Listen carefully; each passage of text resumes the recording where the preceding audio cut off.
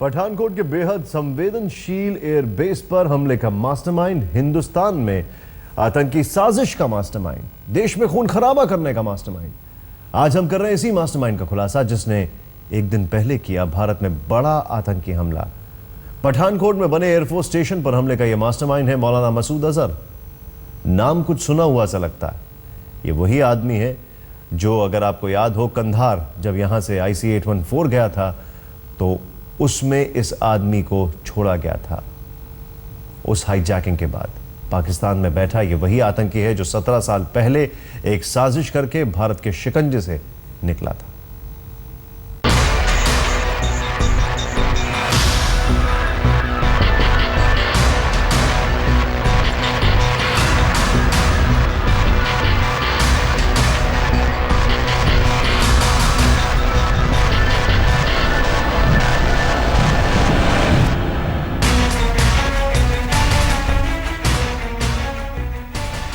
यह आतंक का वो जहर जिसका नाम है मौलाना मसूद अजहर।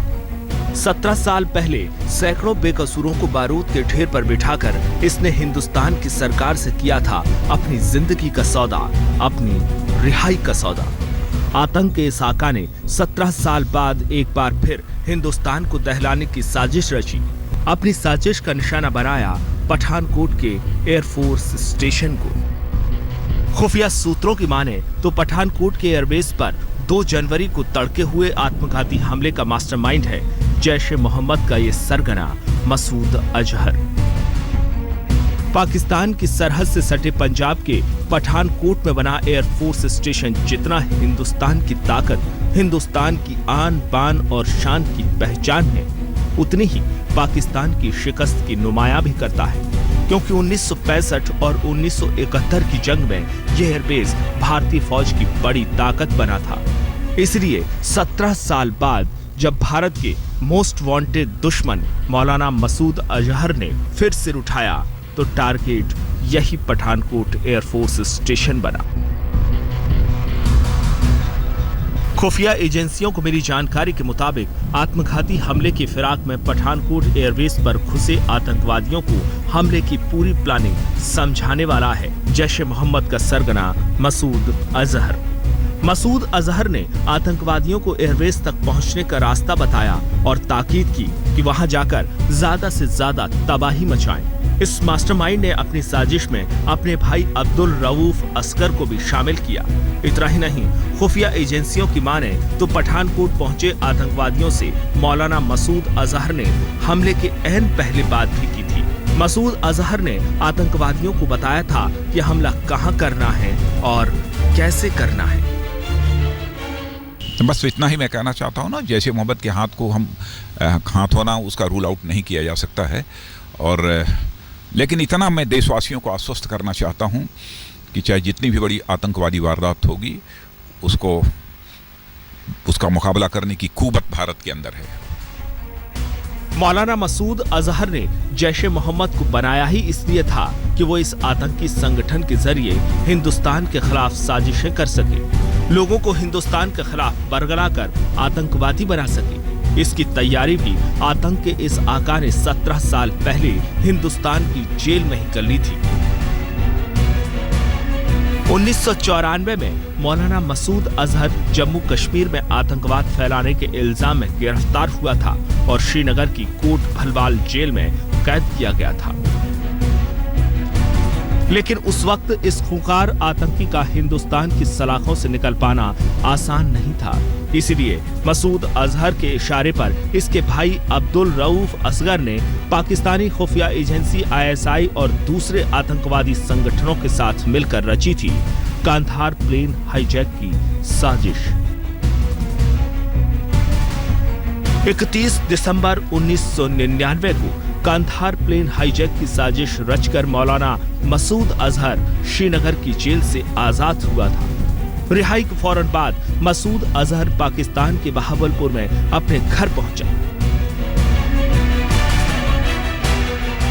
पाकिस्तान पहुंचते ही मौलाना मसूद अजहर ने भारत के खिलाफ नफरत और आतंक को दिया नया नाम, जैश-ए-मोहम्मद।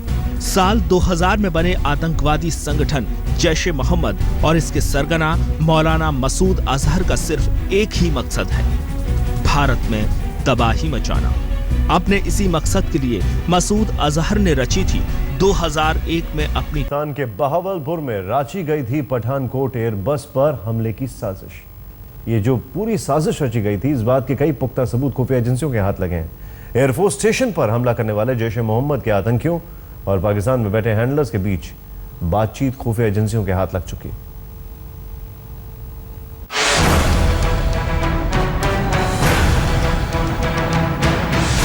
हिंदुस्तान में आतंक और दहशत के ये निशान एक बार फिर सरहद पार तक जा पहुंचे हैं।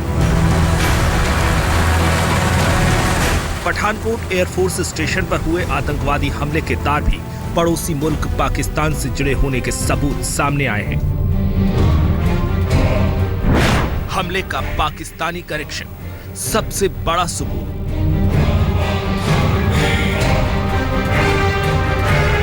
पठानकोट में आतंकवादी हमले का पाकिस्तानी कनेक्शन साबित करने वाला सबसे बड़ा सबूत तो खुद हमले का मास्टरमाइंड मौलाना मसूद अजहर है, जिसका ठिकाना है पाकिस्तान का बहावलपुर, जिसके इशारे पर पठानकोट एयरबेस पर बड़े आतंकवादी हमले की पूरी साजिश रची गई।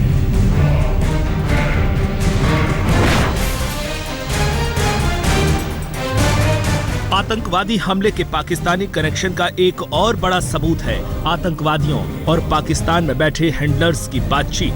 वो हैंडलर्स जो जैश ए मोहम्मद के आतंकवादी कमांडर हैं, जो अपने आका और हमले के मास्टरमाइंड मौलाना मसूद अजहर के इशारे पर हमला करने पहुंचे अपने आत्मघाती दस्ते को वक्त वक्त पर निर्देश दे रही थी।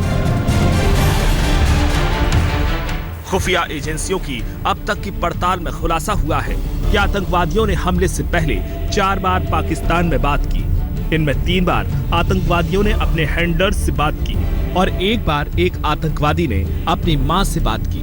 पठानकोट एयरफोर्स स्टेशन पर हमला करने वाले आतंकवादियों और पाकिस्तान में बैठे हैंडलर्स के बीच ये सारी बातचीत हमले से ऐन पहले रात 12:30 बजे से 2 बजे के बीच हुई। हर दफा बातचीत पंजाबी और मुल्तानी भाषा में हुई। खुफिया एजेंसियों ने आतंकवादियों और उनके बीच हुई बातचीत को भी इंटरसेप्ट किया है। रात 12:30 बजे पहली कॉल। खुफिया एजेंसियों की पड़ताल के मुताबिक आतंकवादियों ने पाकिस्तान में बैठे अपने हैंडलर्स को पहली कॉल रात 12:30 बजे की। एजेंसियों के मुताबिक कॉल के दौरान पाकिस्तान में 3 हैंडलर्स की मौजूदगी का पता चला है। तीनों ने एक एक करके आतंकवादियों से बातचीत की। बातचीत करीब 1 मिनट तक चली। रात 12:52। खुफिया एजेंसियों के मुताबिक पहली कॉल से थोड़ी ही देर बाद आतंकवादियों ने फिर पाकिस्तान फोन घुमाया। रात करीब 12:52 पर आतंकवादियों ने पाकिस्तान में अपने हैंडलर्स को दोबारा फोन किया। दूसरी कॉल सिर्फ 32 सेकंड तक की गई। इस दौरान हैंडलर्स ने तेजी से आतंकवादियों को कुछ निर्देश दिए और फोन रख दिया। रात 1:10। आतंकवादियों और हैंडलर्स के बीच हुई ये सबसे लंबी कॉल थी। ये कॉल करीब 87 सेकंड्स तक चली। हैंडलर्स ने आतंकवादियों से पूछा, सब कंट्रोल में है? जवाब में एक आतंकी बोला, हाँ। फिर हैंडलर्स ने सख्ती से कहा, टारगेट पर पहुंचो, एयरफोर्स के सारे सामान, चॉपर और प्लेन उड़ा दो। रात 1:58। चौथी कॉल।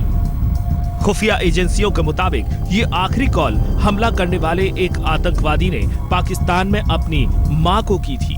ये कॉल करीब 70 सेकंड्स तक चली। आतंकवादी ने अपनी मां को बताया कि वो एक आत्मघाती मिशन पर है। ये सुनकर उसकी मां सन्नाटे में आ गई। काफी देर तक दूसरी तरफ से खामोशी छाई रही तो आतंकी फिर बोला, अल्लाह हम सब का निगहबान है। अल्लाह के नाम पर आतंकवादियों को उकसाने वाला, उन्हें आतंक की राह में धकेलने वाला मौत का वो सौदागर कोई और नहीं, पठानकोट हमले का मास्टरमाइंड मौलाना मसूद अजहर ही है, जिसने भारत के खिलाफ नफरत का सबक सिखाकर 4 आतंकवादियों को पठानकोट भेजा था। खुफिया एजेंसियों को बातचीत से ये भी पता चला है कि जैश के उन 4 आतंकवादियों को लीड करने वाला था नजीर नाम का आतंकवादी।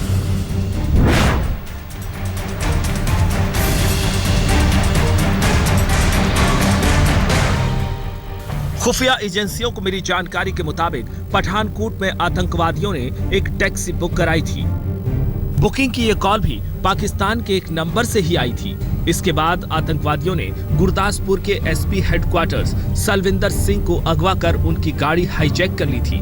कुछ देर बाद एसपी और उनके रसोइये को उतारकर आतंकवादी गाड़ी अपने साथ ले गए थे। साथ ही एसपी के एक दोस्त को भी अगवा कर ले गए। एसपी के दोस्त को जख्मी कर छोड़ने से पहले आतंकवादियों ने उनका मोबाइल छीन लिया था। उसी मोबाइल से आतंकवादियों ने 4 बार पाकिस्तान कॉल की थी। पठानकोट हमले की साजिश का ताना बाना कैसे बुना गया, ये काफी हद तक खुफिया एजेंसियों के सामने खुल चुका है और खुल चुका है साजिश के मास्टरमाइंड का चेहरा। अब सवाल है उस पाकिस्तान के सामने जहां से आतंकवादी हमले के तार जुड़ रहे हैं। सवाल ये है कि क्या पाकिस्तान साजिश के मास्टरमाइंड मसूद अजहर पर कोई कार्रवाई करेगा? क्या पाकिस्तान जैश ए मोहम्मद और लश्कर जैसे आतंकवादी संगठनों और उनके आकाओं पर नकेल कसेगा जो भारत में आतंक फैला रहे हैं? क्या पाकिस्तानी प्रधानमंत्री नवाज शरीफ प्रधानमंत्री मोदी के साथ अपने बढ़ते रिश्तों को हकीकत का जामा भी पहनाएंगे, या फिर बात हर बार की तरह आतंकवाद पर आकर ठहर जाएगी? हमारे सुरक्षा बलों में वो सामर्थ्य है कि दुश्मनों की कोई भी नापाक इरादों को उगते ही खत्म करने की वो ताकत रखते हैं। अमन की राह पर भारत के कदम बढ़ाते ही पाकिस्तान में आतंक के मास्टरमाइंड फिर सिर उठाने लगे हैं। लेकिन इस बार पाकिस्तान को ही देना होगा करारा जवाब, सच्चा जवाब। कमलजीत संधू और मंजीत नेगी के साथ आज तक ब्यूरो।